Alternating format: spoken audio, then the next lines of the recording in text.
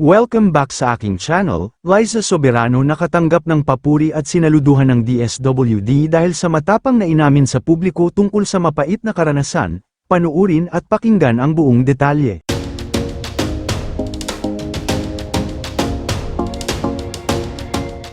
Nakatanggap nga ng papuri ang actress model na si Liza Soberano mula sa Department of Social Welfare and Development o DSWD.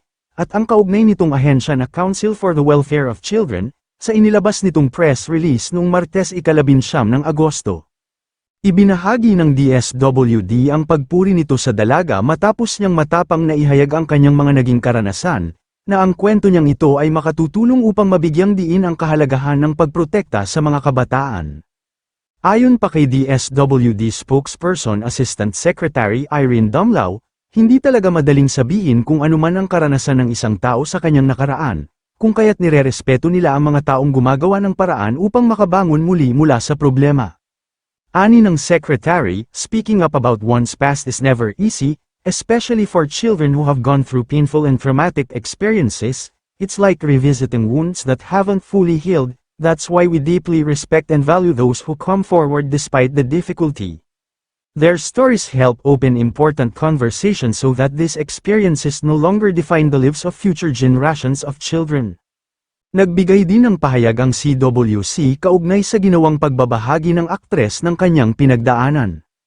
Liza's story reflects the painful reality that many Filipino children continue to face, growing up in environments that expose them to trauma, instability, and harm from those who are meant to nurture them. Idinagdag pa nila na walang bata ang dapat makaranas ng anumang uri ng paghihirap, kahit ano pang uri ng paghihirap. Samantala, ibinahagi rin ni Dumlao na ang hangarin nila ay mapabuti ang mga kabataan, kung kaya't pati ang mga magulang ay tinutulungan nila upang malaman nila kung paano pangangalagaan at poprotektahan ang kanilang mga anak.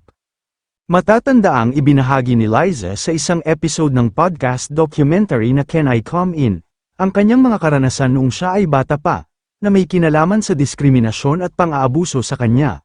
Ayon sa aktres, ang kanyang mga pinagdaanan ay siyang naghulma sa kanyang perspektibo sa buhay at ang nag-impluwensya sa kanyang journey sa industriya. Marami rin ang humanga ng mga netizens dahil sa pagpapakatotoo ni Liza Soberano. Kayo mga ka-showbiz, anong masasabi nyo sa ating showbiz topic ngayon? Kung may opinion kayo ay magkomento lang kayo sa aking comment section. At syempre kung bago pa lang kayo sa aking channel ay mag-subscribe na kayo para lagi kayong updated sa mga showbiz trends na ina-upload ko. Maraming salamat po.